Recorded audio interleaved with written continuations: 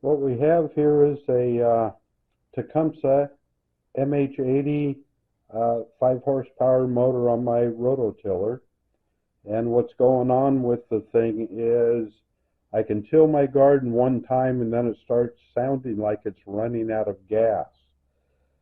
So I filled the gas tank up, made sure that it was full, made sure the filter was clean, all that sort of thing. I even put a new carburetor on it and did a complete till of my garden another time, and it did the exact same thing. So today what I'm going to do is I'm thinking that the magneto on it gets hot and starts to leak, so I'm going to put a new magneto on the thing. So anyway, I am going to get started and then we'll see how that works for us. Yeah, so here's the original magneto. Thought I'd leave it on.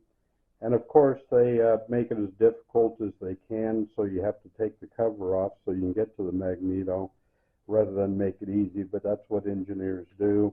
And then of course you have to have every tool imaginable known to man.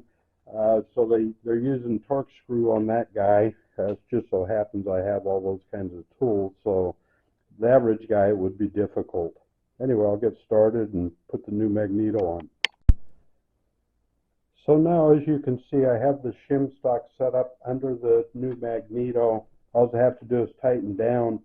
And what I used for that shim stock was a piece of this RC Cola box, which is the exact thickness I needed. So it has to be RC Cola, not mug root beer, not Pepsi box, RC Cola. So I hope the $11 magneto fixed the problem.